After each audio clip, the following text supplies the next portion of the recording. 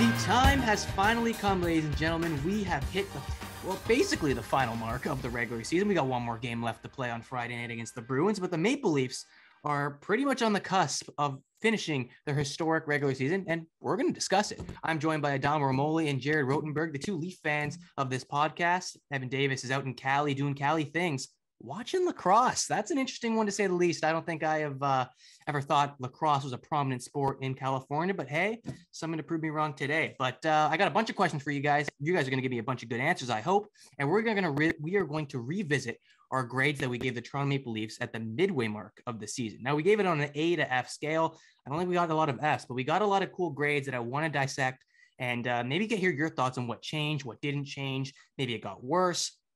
We'll debunk it all a little later in the show, but I want to start with this question, and this is a big one. Heading into the playoffs. Now, this show isn't going to be tailored a lot towards the playoffs. It's going to be strictly based on the 82 or 81 game season that they've had. But I have this one question that I think remains relevant no matter if they were even going into the playoffs or not.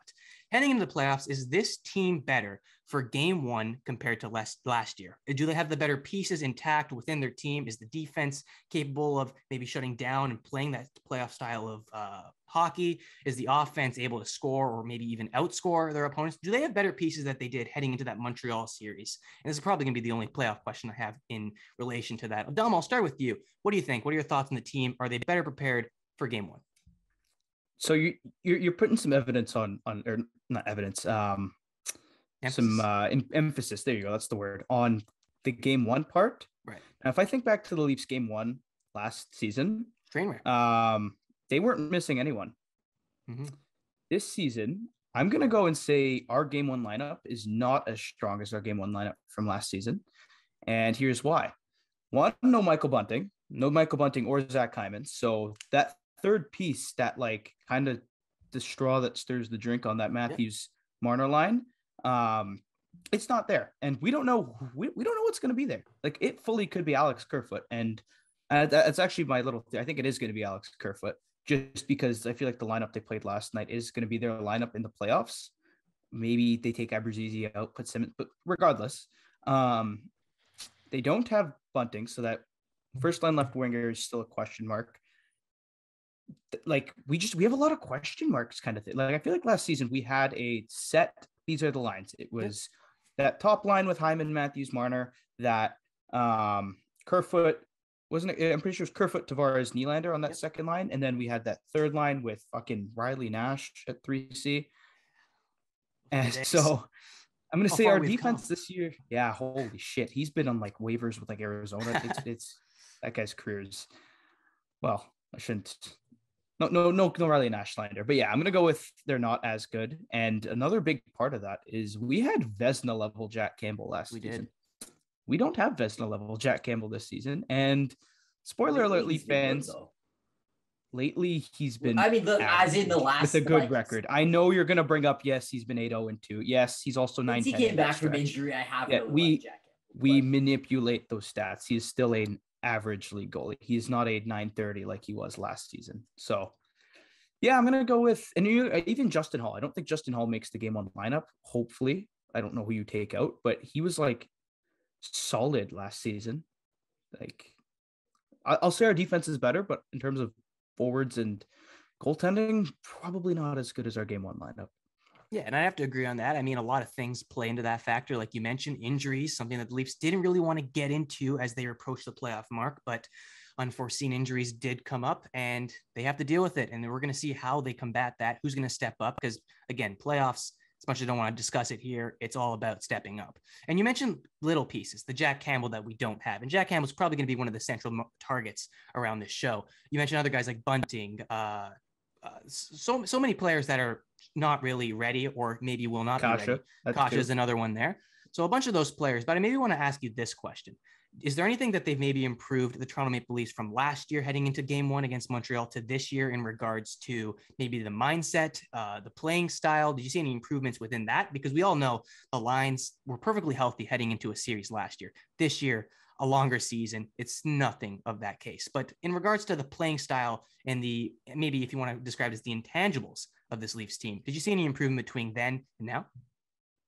I guess I'd say internal growth on just the skill of these guys. Like, I feel like Matthews somehow got better. Like he went from a very good defender last season to like probably top 10 defensive center, probably even top 5. Yeah.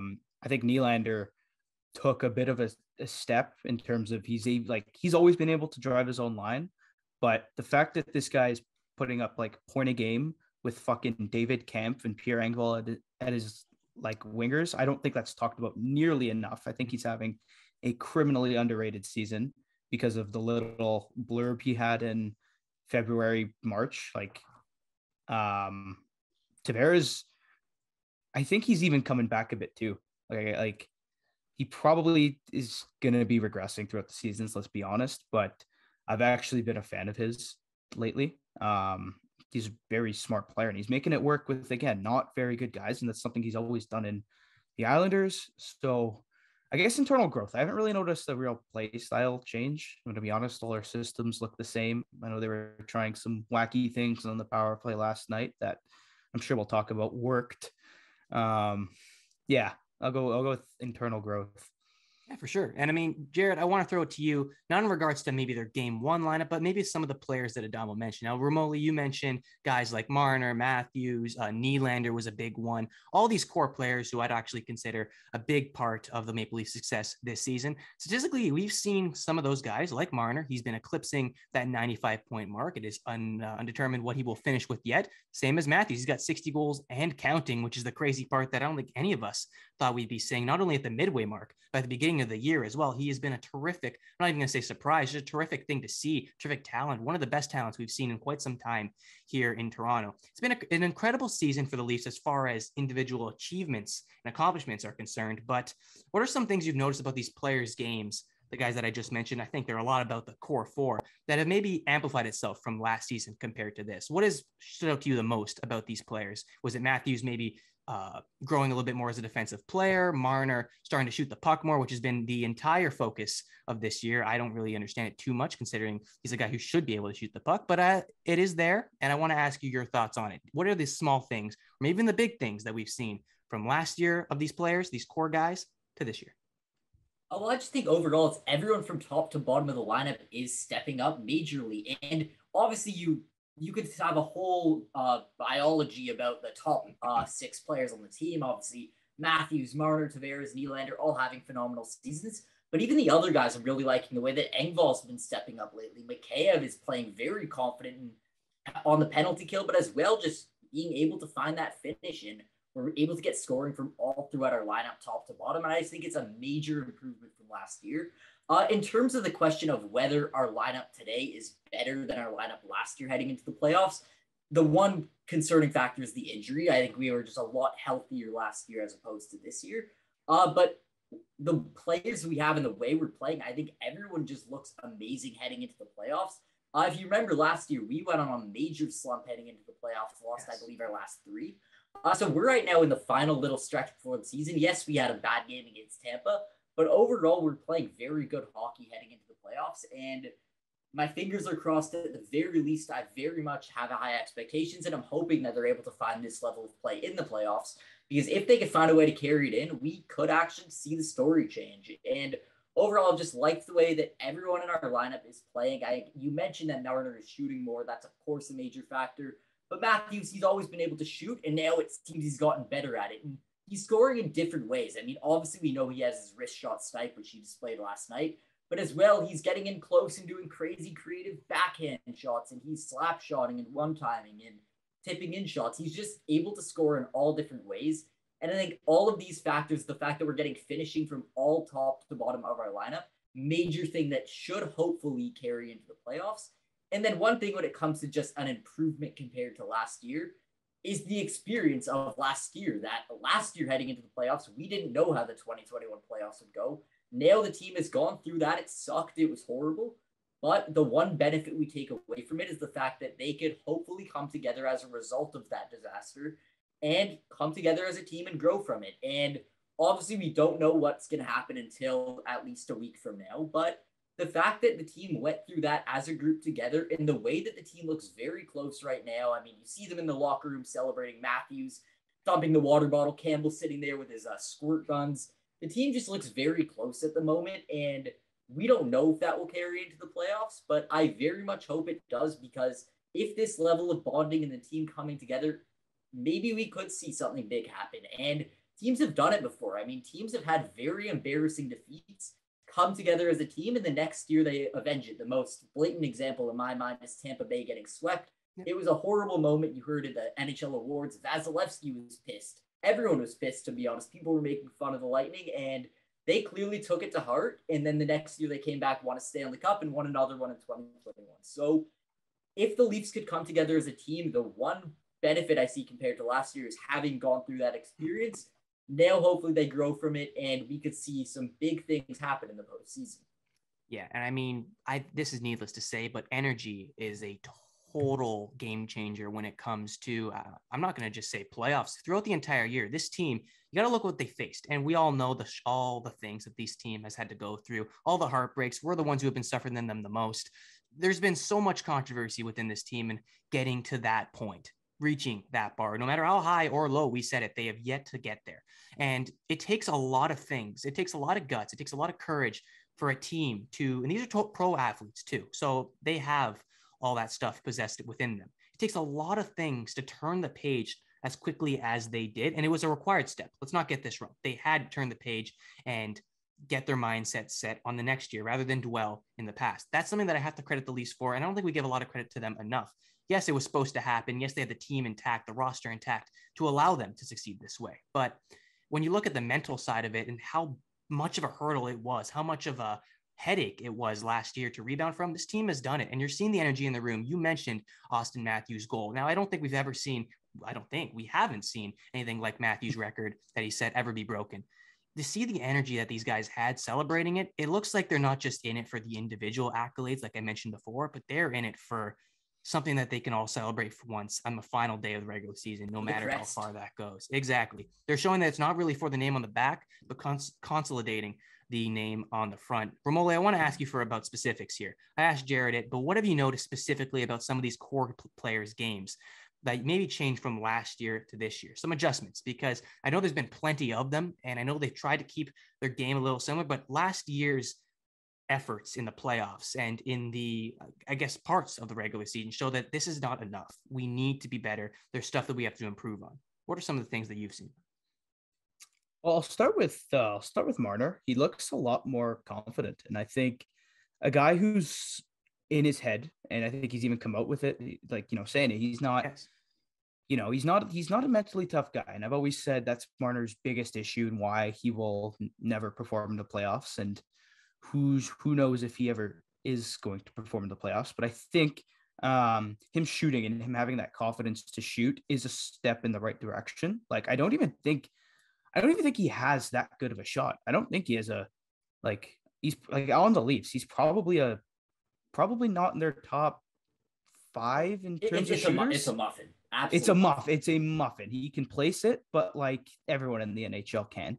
But I think when, defenses are focusing on Austin Matthews so much, and we even saw it in the Detroit game. Like and not just the Detroit game, even the Montreal series. That's one big thing I noticed was they were like almost face guarding Matthews, and having a weapon that can shoot is almost like, okay, fuck, we have to respect Marner while trying to defend Matthews. And then let's not forget Michael Bunting has 20 goals too, who I also think he's a muffin too. But that's a big one. I'd also like to say Tavares is learning how to play with even less speed. He's never been the most fleet of foot. Yes, I agree. He's never been very fleet of foot, but he's always been a good skater. He's always been, if you look at his highlights, he's, dazzling behind the net, making sick turns.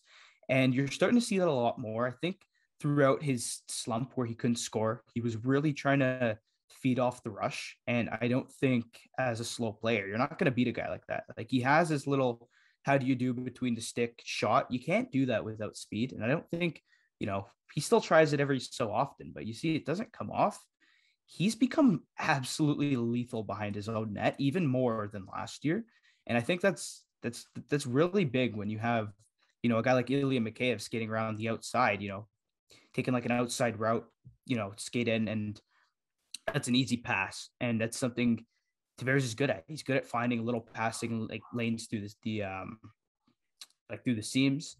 I guess I'll touch on Nylander too, because you want to, we're focusing on the big four, right? Absolutely, yeah. Okay, yeah. So, like I said a little bit about Nylander, I don't think he's taken a massive step in his game. I think it's more so he's proven doubters wrong. And if you are still denying William Nylander's skill, you're an idiot. You're an idiot. It's simple. It's undeniable at this point. This guy is making 6.5 million, 7 million, whatever it is. He's a point a game with David Kampf and Pierre Engvall in his line.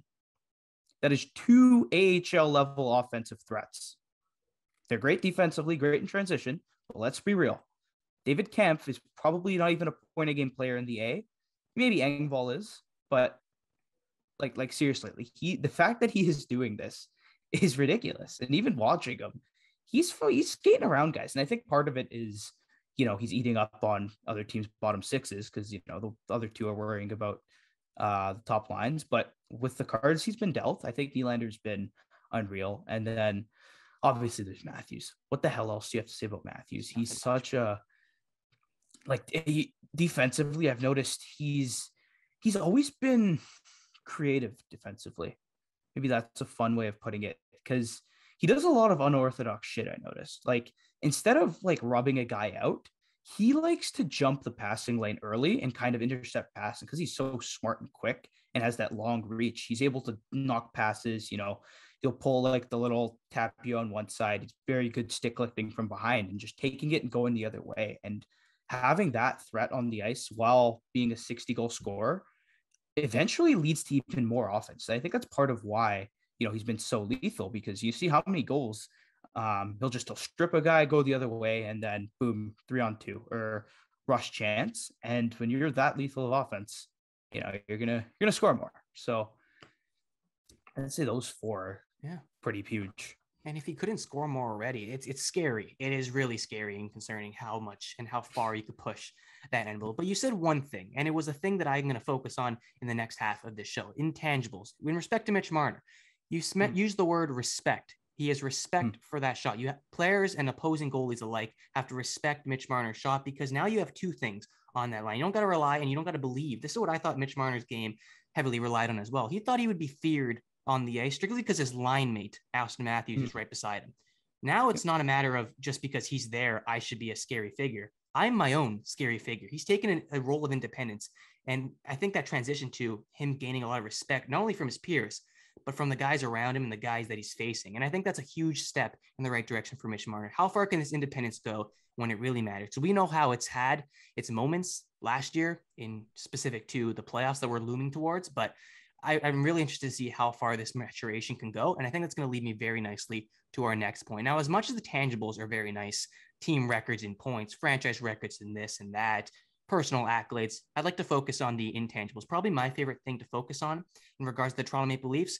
When it comes to measuring the growth of a team, I like to look at the intangibles, what's kind of behind the curtain that only appears when you look there.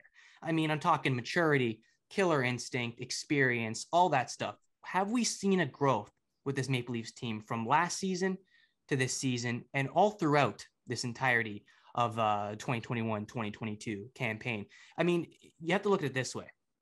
Teams who are in the playoffs and teams who have success in said playoffs possess these intangibles to a T and can execute it whenever they need to. It's a full set of toolbox that they can use at their own disposal. I want to ask you, Jared, do you see a big difference between how the Maple Leafs have grown as a team within the elements of possessing those? I think Keith referred to it last year, and we touched upon it extensively in the beginning half of the season, those winning habits. Have they developed throughout the season? Have they hindered at all? Has there been stretches where they're really high, really low, very evident, not so much? What do you make of the other elements, the Maple Leafs games, the stuff that doesn't go as noticed, unless you obviously peek behind that curtain and go discover it on your own? Oh, yeah. Well, the one thing I'll say is it's tough to say that with 100% confidence we have improved so much, because last year we were so good. And that's what obviously gets forgotten in the fact that we ultimately had the defeat that we did in the playoffs. But we had a very good season last year. But still, I think we've done everything necessary to kind of grow on it and build on it. Of course, setting a franchise record in wins, And we're dominating teams and we're having a very good season. I don't think I'd say that it's so much better than last year because last year was, of course, very good. But I'd just say overall, when it comes to those intangibles and things you mentioned, it's just that everyone from top to bottom of the lineup is doing their part and playing with a whole lot of confidence. And that is what ultimately is going to lead a team to going on a deep run in the playoffs. Is the fact that everyone, even the bottom six, of course, but even guys in the fourth line, the third line, everyone knows their part and everyone is doing their part. And even if it's not a guy like David Kampf is never going to score like someone else, but he knows he has to be that very smart defensive forward on the third line, winning defensive zone faceoffs, and he's doing that very well. And everyone I just find is doing their part to a T at this point. And I can't say it's something we didn't do last year, because of course we did have a good season last year. But ultimately, in moving on from that embarrassing defeat, I think everyone, just as much as last year, is doing their part. It's resulting in a whole lot of wins, and it's not getting wins against bummy opponents in the North Division like last year. We're winning against and we're stepping up against some big time opponents. And I really like the level of play that I've seen all throughout the lineup where, again, it's not about the top four speaks for themselves. It's not about the guys that are getting all the points.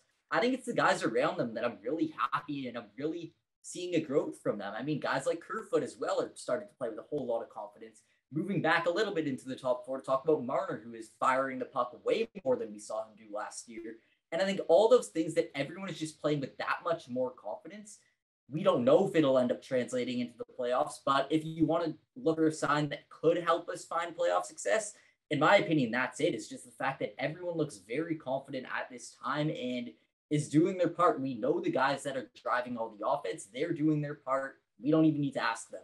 But it's the other guys around them that are stepping up big time. Engvall's a big guy I look at. Mikheyev's a big guy I look at. And the fact that everyone on the special teams, on all areas on the ice, on 5-on-5, are doing their part is a big sign to me that we could hopefully be seeing some playoff success, even against a team like Tampa, because they're going to be a tough matchup. But if everyone carries this level of play into the playoffs, I think we could have a chance at finally doing something. Obviously, we're getting into our playoff predictions a little bit later. But looking at what we've shown in the regular season, it's not stuff we didn't do last year, but I think we're just doing those things we did well last year and building on it. The team's coming together, and I really hope it finally translates into something great.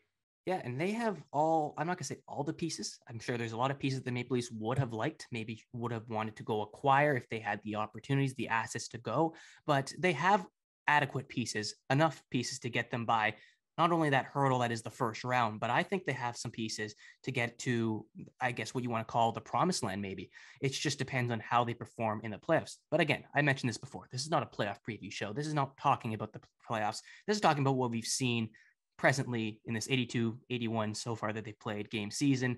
And of course, the transition between last year and this year. Rimoli, I'm going to turn this one over to you as well. Jared, you mentioned one that was an intangible that I think speaks volumes. Confidence. That's a big one that I think when you hear it in a player, you know he's a legit player. When you hear it on a team, you know this team is for real. It's hungry and it's ready to pounce on whatever comes its way. Rimoli, what did you take about the intangibles within this Maple Leafs team? You were a big preacher, might I add, at the beginning of the season on about the winning habits of this team, possessing that killer instinct, possessing the ability to close out and live up to the expectations and play up to your opponents. Do you see much of this happening this year in relation to last year? Is there something that maybe was a massive step going forward? What did you make of these big intangibles that I would argue goes a very long way when measuring a team's success?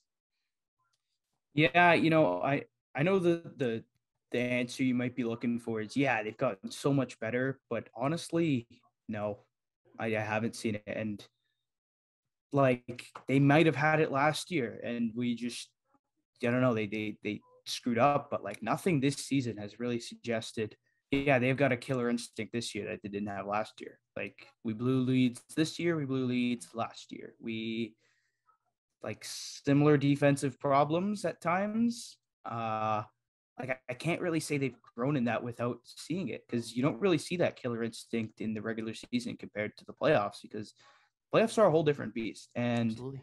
It's where the Leafs have proven they can't do it. And you're kind of relying on skill type of thing. I don't want to say they're just the skill team, because they've certainly gotten more physical.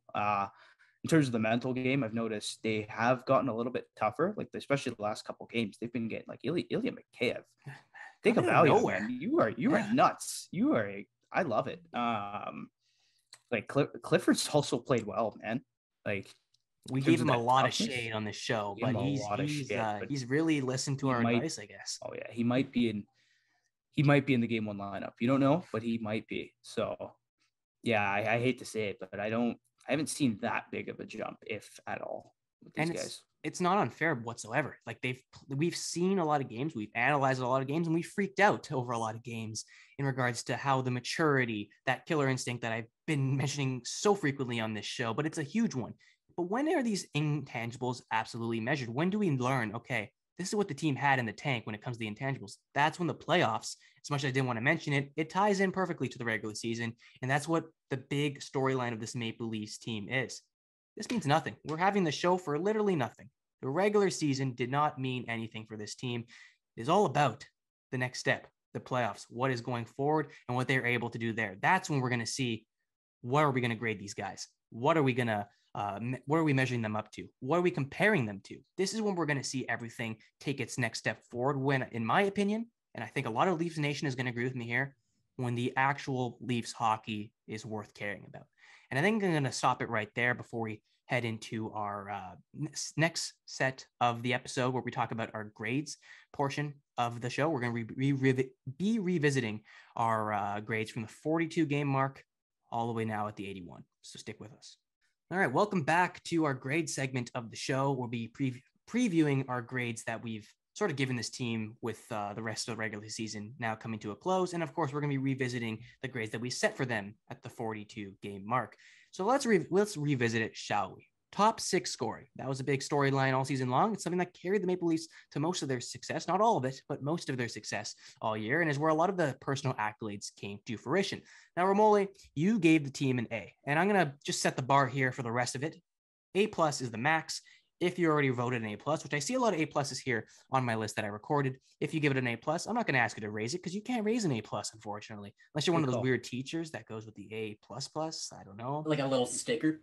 Yeah, if you're given the sticker. Like you got the little bonus question, so you got like a 105 or whatever it was. Oh, yeah. Or when you get it perfect and you got the mark for your name because they're that kind of teacher. You know, those are good teachers, but... Those legends? It looks a little weird on the paperwork. But no, if you're giving it an A+, we'll just stick it at that. I'm just going to ask you, maybe give a bit more of a reasoning as to why maybe did it change or maybe why it got better. Whatever you have to say, we'll throw it there. But top six scoring, Rimoli, you gave him an A. Where do you sit now? Are the feelings still mutual? Do we still think this top six scoring is more than capable to outscore almost all their opponents? What are your thoughts on the top two lines? Well, it's hard to say that, it's hard to downgrade a team with top six scoring when one of your top six scorers has 60 goals in like 70 something games. So I'm going to give him an A, but I guess like I'm going to give Austin Matthews. Can we put him in I'm going to put him, I don't care. He's in the category. I think he is that teacher with the A++. He maybe gets that smiley face on the he gets page. Like 2 stickers too. Like it's ridiculous. He's an A++, but like Mitch Marner 35, Nylander 32, Tavares 27, which still 27 goals. Can't complain. Also, what I'll say about Tavares, as you mentioned earlier, it's playmaker. He isn't the one necessarily driving all the offense. He's just a very strong player, and he's doing his part, just being that strong guy. And he isn't the most fleet of foot, but I honestly can't really complain with Tavares. The fact that he's still at 33 years old or 32 years old, whatever it is, he's still over a point per game or just around a point per game. I honestly can't complain with him. He isn't fast, but he's doing other things, and I just wanted to add that because I can't really criticize Tavares. Like I still think he's playing very well. Oh yeah, for sure. Yeah, I'm not saying he's a bad player, but like top six production, I'd like a little bit more goals out of John Tavares. I'll be honest. Like when you're paying a guy for 11 million, 11 mil, and use your second line center. Like most, if you think about it, a lot of second line centers like nowadays are that good, and it'd be nice if he had 30, but regardless, 76 points in 79 games. That's still phenomenal. So I'll not too much explanation needed. I'll keep him at an A. Sounds good. Jared, what about you? You had him at an A+, so you can't go higher. But I'd love to hear some explanation as to maybe if you wanted to go higher, which with the 60 goal score that Austin Matthews is, like Austin Matthews, those weird teachers. But I don't know. What are your thoughts on the top 6 offense on this team? What can you see from these guys that maybe has looked better from that midway point in the season? Well, what I'll say about for starters with the first line, I love the way that Marner's playing to complement Austin Matthews. And something that you mentioned earlier that I think really sat with me is the fact that now that Marner's confident enough to shoot the puck, it honestly makes Austin Matthews a more dangerous threat on the ice because teams now don't know whether it's going to be Matthews sending it back to Marner for the shot or if Matthews will be the shooter. And it throws off teams' games. And you see a goaltender being a little bit more unsure, where in years past, that's maybe the one thing you could certainly say has improved is in years past, the goaltender would be 100% confidence that Matthews is shooting that puck. Now there's a little bit of uncertainty because there's other scoring threats in the top 6, and especially with Mitch Marner. So I think that improves them overall. But the one factor, and it's nothing that's in their control, it's just an unfortunate thing that happened, is of course now Michael Bunting got injured, and I can't take a grade off because of an injury. That's like, I'm not going to deduct them for that, but it just is unfortunate that, I mean, a 63-point rookie who I believe he had more points than Marner had in his rookie year, more points than Nylander had in his rookie year. Like Michael Bunting has been unbelievable. Him out of the lineup does hurt the top 6, but it doesn't hurt them too bad because Austin Matthews still hit 60 goals. So overall, I'm loving what I'm seeing from this top 6. I gave them the A+ at the time, and at the very least, I'm giving them still an A or an A+ because I just think they're doing their job and more. They're creating offense all over the ice. They're making, obviously, we're talking about top 6. We're talking about 5-on-5 in the top 2 lines. But those players that are big parts of our top 6, they've been amazing on the special teams as well. Marner's been great defensively and been very good on the penalty kill. It's one of the top ones in the league. So overall, those 4 players, but the top 6 in general has been very good. And I can't really deduct them. They've done everything they've needed to do and more. They've won the faceoffs. They've stepped it up defensively. I think at least 3 of the top 4 are having fairly good defensive years. I could criticize Nylander's defense, but he's been unbelievable offensively, and it's hard to be too upset about the top 6 on the team because it's just been fantastic. Yep. And I mean, just a disclaimer out here, it's top 6 scoring for all the listeners. So it's all about the scoring aspect, not really the amount of play or the style of play that these guys have developed. But scoring wise, I'm with you guys right there. I guess I was just douchebagging to give my own grades, but I would assume I'd give them an A+ now because there's not really anything that they can sort of go and grab. They've done just about everything they can that a regular season asks for. But I want to move down the ladder to the bottom 6 scoring. Many would refer to it, if not, the depth scoring on this team. We've mentioned it numerous times on the show, talked about the vitalness and how important it is to have good depth scoring. And you guys both gave the similar grade of B+. So you both have room to go higher or lower if you so wish. Rimoli, I'll go with you. Do you raise to an A+, that far up? Or what are your thoughts on the depth scoring for the Toronto Maple Leafs after an 82-game season? So with the Leafs, it's really hard to call something your bottom 6 because their lines are always changing. Like if I'm going bottom 6 scoring as of today, I'm going like A++ because fucking Nylander's in there, like Kerfoot's a 50-point guy, or so I'm gonna go depth scoring only. I said B+. You did say B+, yes. I'm gonna go down. I'm gonna go down to a B. I'm gonna give him a 74, whatever that is. I think it's a B or B-. Is it a B? I think. Okay, yeah. I think that's a B. I think it's a B-. Yeah, I think like 75 would be the B marker. Yep, yeah. So you got B-. I'd like to hear why. You talk about scoring, and I think we had this. So I'll go B-. I'm at B+.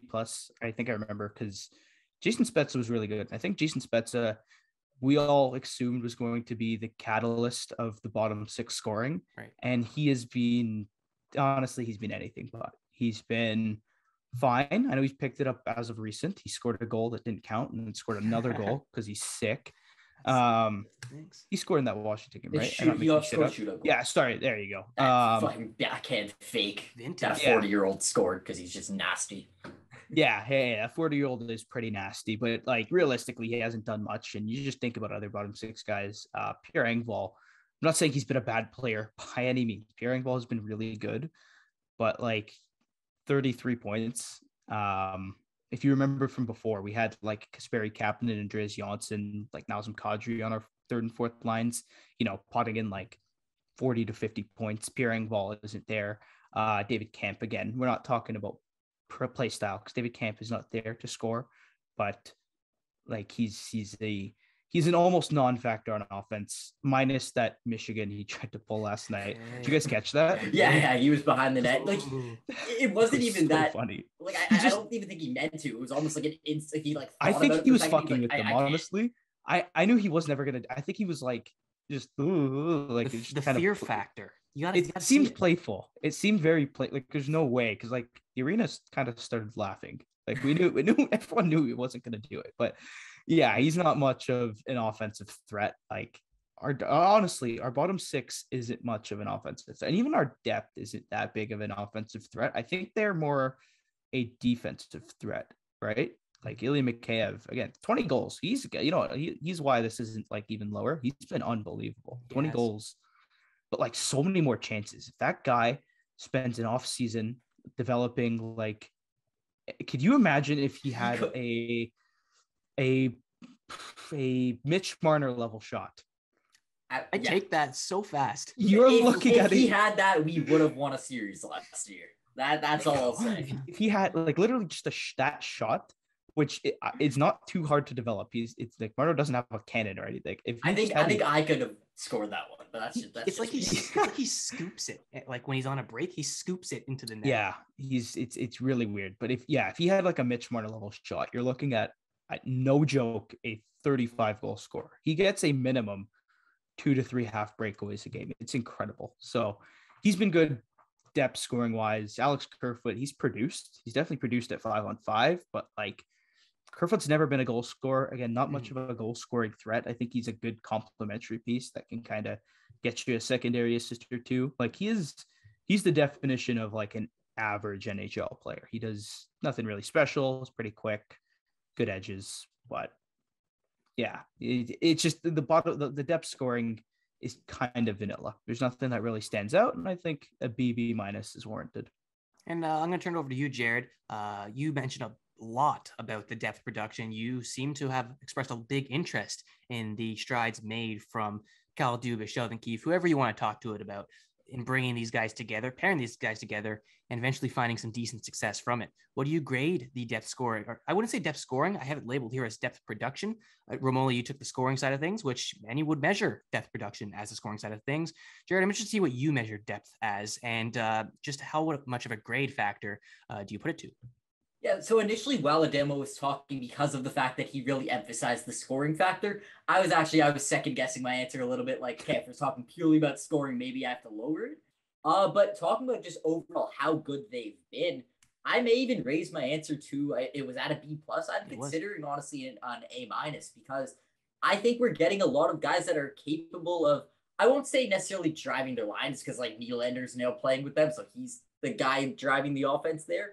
But they're just doing their thing and they're actually showing confidence to carry the puck up themselves. And these guys are definitely not the most skilled players in the world. I mean, they're NHL athletes, but in terms of the NHL field, they aren't the best in their class. But guys like Engvall and Mikheyev are carrying the puck up themselves and getting a ton of scoring chances a game and actually finding their ways to pot in a few goals here and there. And I've really liked the way that these depth pieces have stepped up in the last little bit. And I don't think, or if I recall correctly, I don't think this is the storyline last time we were doing these grades halfway through the season. I don't think we were talking about how good Engvall and Mikheyev were being because I don't think they were as much factors at the time, but they are definitely, at least now in the last little month and a bit, they've been a big factor in why the team has been so successful. And as much as, yes, they aren't getting the goals, and there's a severe drop-off when looking at just like, I have like Maple Leaf scoring numbers. Up there is like the top four, obviously they're in the 70s. Then it's like Riley, Bunting, Kerfoot all in the 50s. Then it drops off to like the 30s. So obviously in terms of offense, there's a big drop off, but just in the sense that they're still being productive and finding ways aside from their goal scoring and point getting to be factors in games and playing great defensively and doing all these other things. It's hard to be too critical of them. And I actually think at the very least, I'd keep them at a B+, but just the fact that these bottom six guys have been such big factors in our success, I'm genuinely considering, I think I'm going to go with that A- because I like the fact that they're getting in the rush and they're finding their confidence and just stepping up big time. And we got a guy at the trade deadline who obviously we didn't have last time we did these grades. Now we have a guy like Colin Blackwell we're inserting who correction from the last time we talked about him, where I said I don't think he could take faceoffs. Looking more into it, he's been a faceoff taker, but he's as well been a good winger who constantly crashes the net. Not scoring a ton, but he's carrying the puck in, taking a few shots, and playing amazing defensively. He's a small guy, but gets in people's faces. And honestly, I've liked what I've seen all around. The people who do need to step up, of course, it's Jason Spezza, but again, the fact that occasionally he's finding offense, and it does happen to come in losses, which we've talked about plenty. In losses, he's been amazing. But just the fact that we have all these guys who are capable of scoring and producing, and even if not goal scoring, just finding ways to be productive all around the lineup, it's hard to be too critical of our bottom six. And I think I'm going with that A-. Absolutely. And I mean, I'm not going to argue here, but what I do see from this depth scoring, depth production, the depth of the Toronto Maple Leafs, that they all have sort of a little bit of an identity. You look at that third line, no matter who you put in it, or that fourth line, there's something there that kind of sticks out to you, not only in their playing style, but in the production that they're going to get. May that be more, may that be less. It's there, and it's there for a decent time. It's consistent. I think that's the one thing you want to ask from your depth is consistency, whether it's production or scoring wise. Consistency is the name of the game. And I just want to quickly mention on William Nylander. He's been put on the third line. He's been bouncing up and down second and third. You want to talk about a dude who carries the average of a class? William Nylander is that guy. If you're looking at depth scoring and depth production, when you got William Nylander's name just thrown in there at random, he's going to be carrying up. That's the guy like the 96 in the class, and everyone else is like failing 50s and 60s. Yeah. And you get the class average back. Oh wow, 70, 65. We're not too bad. But Nylander is the gym class of my high school grade 10 average. Like the 96, 75, 70, 80. 96 Jim. That's Nylander. Jim Award guy, big Jim guy, William Nylander. Now I want to work our way here to the special teams. This has been, I'm not going to say the bread and butter of this Maple Leafs team, but it's been something that's really been that extra kick that has pushed them over the edge and has really complemented them well in games where they don't have it on 5-on-5 and they don't have it in those mainstream situations. They have to get it done another way. You could turn to the power play or the penalty kill. That's what special teams is, of course, and you can get it done just as good. Now, you guys both gave A+, so obviously no room to improve, but I want to ask you guys, and I know a power play usually goes by quick, but I want your guys' quick answers. Give me at least a 30 to a minute answer on your thoughts on the power play. Adam, I'll start with you. Work my way to Jared. Thoughts on the power play this season, and even in comparison from the first half of the season to the last. And it's hard to say really a big comparison because the jump's been very small. They've improved. They're in the top threshold of the league. So it's really hard to say where the criticism is warranted. Do you want special teams or just power play? Give me special teams. I think this is the one segment that we focused on. It wasn't just power play. So you pour it all special teams. Because I was going to say, like, they were first in power play at the time, I believe, and they are still first in power play. So, like, when you have, Austin Matthews, Marner, Nylander, well, you know the whole song and dance. When you have them on the power play, they should be automatic, and 27% is about as automatic as you're going to get unless you're like the early season Oilers, because they always do that. But in terms of the penalty kill, I feel like I'm going to still give them the A+ because they're still 7th in penalty kill percentage, but I feel like they've almost cheated, like as of recent. This is no statistical evidence, that's a rare one from you. Rare. I was going to say rare. Zero statistical evidence. So I could be totally off, but it feels like they've been a little bit too focused on offense, sacrificing defense on the penalty kill, which I've said numerous times. I'm a fan of pulling the Uno reverse card, but I think as of recent, it's been a little bit, lackluster defensively. I'm sure it's still fine, but I'd like to see them tighten it up on defense, on the penalty kill a little bit more going into the playoffs. Yeah, for sure. Jared, what about you? Yeah, well, for starters, before I get into my ranking, I just want to add one thing onto our penalty kill. That was the one area in last night's game where we dominated the Red Wings. I mean, we played a fantastic game, but the one area where we allowed them way too many chances was when they had a power play and when we had a penalty kill on. And that was the only time really that Jack Campbell had to step up big time because we did not have a good penalty kill game. And obviously it's one game. It could be a one-off, but I definitely have noticed a little bit of a trailing off because I believe last time we made these rankings, I'm pretty sure if I'm remembering correctly, we were at the very least top 3 in the penalty kill. and we were first in the power play at like over 30%. So both of these areas, which as will happen in an 82 game season, you're not going to stay at that threshold the entire time. It makes sense. Like the fact that we're still at 27% on the power play, it's completely fine and it's fantastic. It's first in the league. I think we have trailed off a tiny bit in both of these categories though.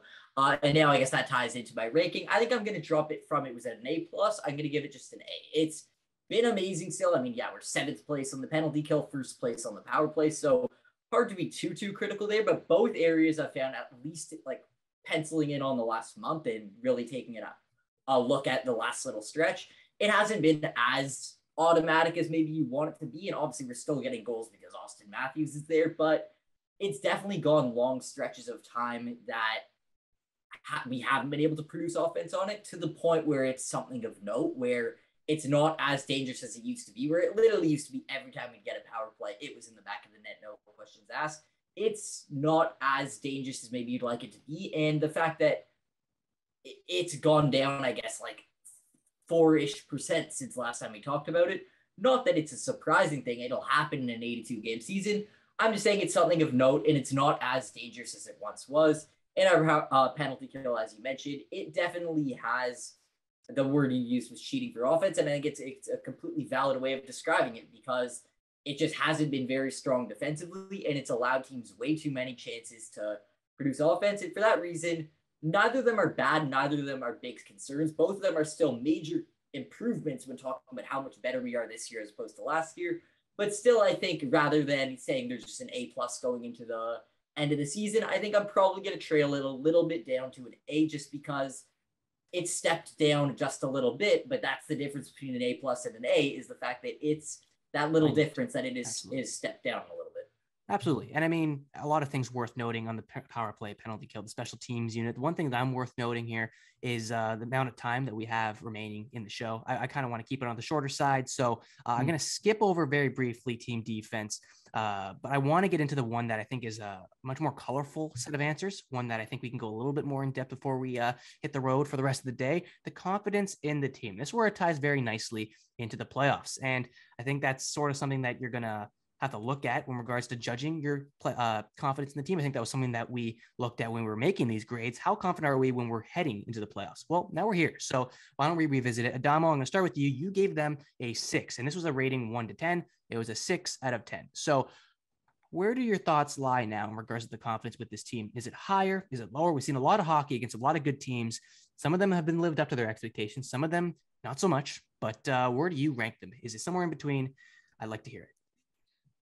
Man, it's really hard not to put in a confidence ranking, especially when you know who you're going against. It is. Okay, it's no secret that the Tampa Bay Lightning are coming to Toronto May 1st or 2nd to play game 1 of round 1, somewhere where the Leafs struggle and the Tampa Bay Lightning very do not. So, like, it's really hard to block that out from, but I'm going to try. I'm going to try to block that out and say, the Leafs are going into the playoffs. Ooh, I don't know who they're playing. Let's just the Leafs. I'm gonna give them a. Can I give them a 0.5? Fuck, Yeah, I'm gonna give them a 0.5. 7.5. I'm gonna give them a 7.5, which is 1.5 higher. And I think it's because they've been good. They've proved me wrong. This whole season, I've been doubting, is this even a playoff team? Looking back, that was a really stupid. I actually a few nights ago I listened to the old ones and I'm like wow, questioning whether we're even gonna make it. Is this even a playoff? It made sense at the time. I'm just saying. At the time, but yeah. Hindsight is obviously 2020. We had I don't even want to. We had some down episodes. Yeah, I don't even want to look at that. But as from the Leafs' perspective, going into the playoffs, Jack Campbell is not. As much as he's been fine the last 10 games, that's all he's been. He's been fine. And when you're going into the playoffs, you need more than fine. You need a goalie that's going to make a couple saves or you know what, fuck it. You need more than a couple saves. You need elite goaltending. Okay. And the Leafs aren't getting elite goaltending right now. So that probably drops it a bit for me. But in terms of offense, these guys are insane. Defense, I think they're really good. I genuinely do think they're pretty good. I mean, maybe not really good, but they're pretty good. They're pretty good defensively. It's the goaltending. And the goaltending, as we know, is the most important position in hockey. and that like doubles in the playoffs. And like, again, it's really hard to say, but going into the playoffs, Jack Campbell, Andre Vasilevsky, I know where my confidence lies. So I'll go with the cheeky 7.5. Sounds good. And I mean, goaltending is always, you show me a confident goaltender, you're going to show me a confidence team around him, and you're going to show me a confident sort of award that they're going to retain. And we've seen it again and again with the Tampa Bay Lightning, most recently the Cup champs. You can go back as far as you want. There's always been a good goaltender, someone who's within the right headspace, and not just making saves, it's making the big crucial ones that matter the most. Something that the Leafs didn't have in last playoffs, where Jack Campbell made probably more saves than he's ever done in his career, but he didn't make the big ones. And that was the one that everyone's remembering. Game 7 comes to mind, burn into my memory at least. And that's the one that stands the men, or the boys rather, from the men. Jack Campbell hopes to become on the men's team this upcoming playoff. Jared, I'll turn it over to you for the last one here. Confidence in the team. You gave them a 7. Now, but I'm going to raise it to a 7.5. Are you raising? Are you lowering? I'd love to hear your answers to this one. I am, in fact, raising to an 8. I still can't hammer them with the 9 or 10 just because, as Adamo mentioned, it's hard to ignore the team we're going up against. And I still don't know if I can confidently pick us winning that series. But regardless, ignoring who we're going to play, I've liked what I've seen all throughout this team. And the one difference, I mean, all podcasts we've been talking about, what is the difference between this year's Leafs team as opposed to last year's Leafs team at this time? The one major difference I see is the fact that we're going into the playoffs hot. And last year, we very did not. We were on, I believe, a 3-game losing streak going into the playoffs last year. Well, this year, we're currently on a 2-game winning streak, but we're going in right now. Obviously, we don't know what'll happen on Friday against Boston. Right now, we're 7-2-1 in our last 10 games. So we've had a very good record to end off the season. Everyone looks hot. Everyone looks confident. The offense has been amazing. The defense, as well as Adamo mentioned, has been phenomenal. And the one thing, we aren't going into our grade on the defense, but a major improvement today compared to last time we did it is Mark Giordano. We didn't have him last time we made this list. Now we have Giordano, and he's been amazing. And I really think we have a chance. Like, I don't think we beat the Lightning, but if everyone steps up the way that they've shown us throughout the season that they can, I do think it's fair to be confident in the team, and I think they have shown us a very good season. And if they keep doing this, and if the bottom 6 keeps contributing the way that they have, the top 6 especially needs to keep contributing the way that they have and more. And if we could get some, yes, we want it to be superhuman from Jack Campbell, but we need a competent Jack Campbell in the back of the net. And I think being that 80% confident out of 100, I think is fair in my opinion. I think they've been a very good team this season. They're going into the playoffs as I believe right now they're a top 3 team in the entire NHL standings. And obviously standings mean nothing when you get to the big dance, but they have been very fucking good this season. They broke a franchise record. They got over 50 wins. Like, they have been really good. The team is clicking. Everyone looks amazing. And I don't know if we win. I don't know if we beat the Tampa Bay Lightning, but talking about how the Toronto Maple Leafs individually have looked, it's going to be a series. I think it'll be, at the very least, it goes 6 or 7, and crazier things have happened is all I'll say. Going in as an underdog, but having home ice advantage, starting the series off in Toronto with a full barn, which we haven't seen, I think 80% confidence is fair because they have put up a very good season. And going back to how bad it started, the fact that they broke a franchise record is pretty remarkable. And this team is really good. And next episode, we will be talking about these said rounds, these said victors, who's going to go home, who's going to be golfing. And I think that's going to be where we're going to end the show. Jared, great way to segue me into the final stretch of this show. Thank you guys for tuning in to season 2, episode 27 of the Leafs Line podcast, presented by Dynasty Sports Network. It is not at the link below, but you can definitely search it up and find just about all our content right here. around Mario, there. point down. Point right down. There. No, go a little bit more to your right. Ooh. There's a logo down there because we have a 3-man team. Yes. There's a logo right there. Oh, I see. We have not had a 3-man team in quite a while. It is a little uncommon for me, but we do. And definitely go check out Dynasty Sports Network. All our stuff is there. It would be the absolute world if you guys go check it out. But it is there. We will be there, and we will be here just around next week previewing the NHL playoff starts May 2nd. I don't know, man. Like, I'm gonna try to put my Leafs bias to the side as not as fast as possible, but for the most part, because I want to enjoy these playoffs. There's a lot of good matchups that we're going to be dissecting and just viewing as hockey fans. And can't wait to see which storylines shape out, which ones come to fruition. And there's a big one that we discussed all day long here, the Toronto Maple Leafs, one of the biggest question marks yet to be answered. We hope that they can do it this year compared to the other ones. But yeah, that does it for this episode of the Leafs Line podcast. I'm Marner Russo, Rimoli, Jared Rotenberg. We are signing off from you. See you guys.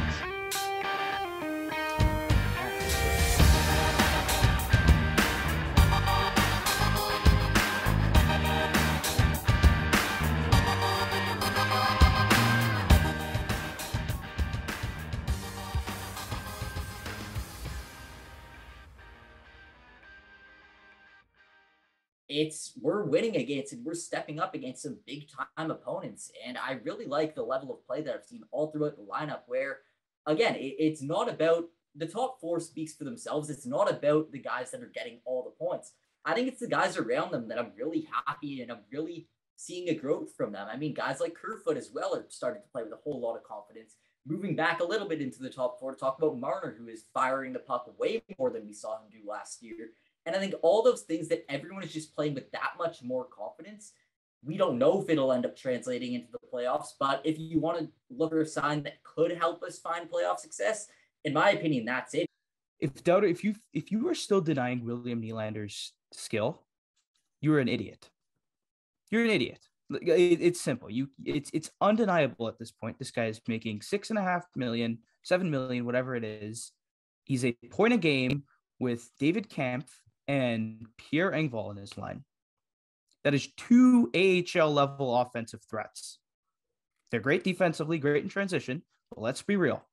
David Kampf is probably not even a point a game player in the A. Maybe Engvall is, but like seriously, the fact that he is doing this is ridiculous.